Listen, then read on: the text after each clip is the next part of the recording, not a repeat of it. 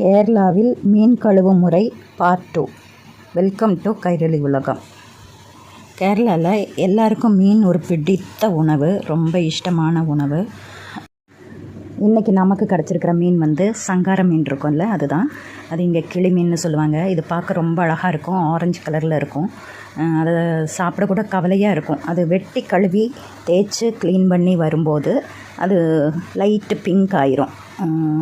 Beach கலரில் இருந்தது, beach கூட இல்லை, நல்ல டார்க் ஆரஞ்சுனே சொல்லலாம். அப்படி இருந்தது. அப்புறம் தேய்ச்சி கழுவும்போது அது ஒரு மாதிரி லைட்டு பிங்க் ஆயிரும்.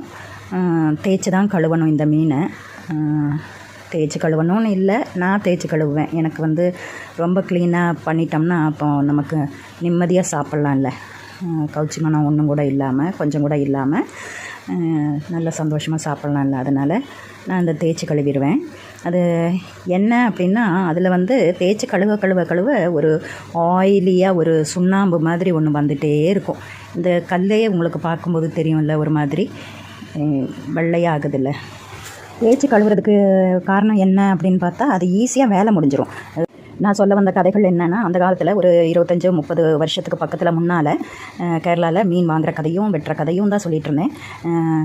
இந்த மீன் வெட்டுறத சமயத்திலேயே அதை பேசி முடிச்சிடலாம். அப்புறம் என்ன அப்படின்னா, அந்த காலத்தில் எங்கள் வீட்டுக்கு முன்னால் வயல் இருக்கும். வயலில் 6 மாதம் ஏறக்குறைய ஒரு 10 மாதமே தண்ணி நிற்கும்னா 10 மாதம் ஏறக்குறைய 9 to 10 மாதம் நல்ல மழை பெய்கிற கேரளா ஸ்டேட்டு. அந்த ஸ்டேட்டில் தண்ணி அந்த வயலில் நிற்கும். அப்புறம் நவம்பர் டிசம்பரில் மழை பெய்யாமல் அப்படியே இருக்கும். அந்த டைமில் தண்ணியை வற்ற வச்சு அந்த வயலை நெல் பயிர் பண்ணுவாங்க. நெல் பயிர் பண்ணும்போது பயிர் பண்ணிவிட்டு டிசம்பர் விதைப்பாங்க. மார்ச்சுக்குள்ளே அறுவடை முடிஞ்சிடும். டிசம்பர், ஜனவரி, பிப்ரவரி, மார்ச் 4 மாதத்தில் அறுவடை முடிஞ்சிடும். நெல் பயிர் பண்ணி அறுவடை முடிச்சு அப்புறம் ஒரு 15 நாளில் அந்த இடத்துல தண்ணி ஏற்றுவாங்க. அந்த வயலில் தண்ணி ஏற்றுவாங்க. அப்போ எங்கேருந்து தான் குட்டி குட்டி மீன் வரும்னு தெரியல, வந்துடும். குட்டி குட்டி மீன் அந்த அடுத்தது டிசம்பரில் நெல் விதைப்பாங்கள்ல, அந்த விதைக்கிற சமயத்தில் வயலை தண்ணி இல்லாமல் நெல் விதைக்கிறதுக்கான ஏரியாவாக ஆக்கணும்ல. அதனால் தண்ணியை வற்ற வச்சு தண்ணியை பெரிய மோட்ரு வச்சு தண்ணியை வெளியில் எடுப்பாங்க. அப்போ வெளியில் அந்த மோட்ரு வழியில் அந்த மீனெல்லாம் நிறைய மீன் கிடைக்கும்.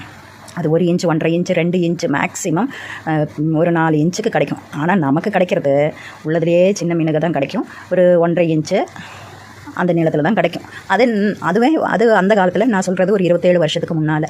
அப்போ அந்த மீனை விலைக்கு வாங்குவாங்க. இப்போ நம்மளோட வயலாக இருந்ததுன்னா அது பொதுவான ஒரு மனுஷனை வச்சுருப்பாங்க. நிறைய பேரோட வயலாக சேர்ந்த இடமா இருக்கும். அது ஒரு குளம் மாதிரி இருக்கும். அப்போ தமிழ்நாட்டில் இருக்கிற மாதிரி இருக்காது. ஆனால் இங்கே கேரளாவில் அது வித்தியாசமாக இருக்கும். அப்போ அதுக்கு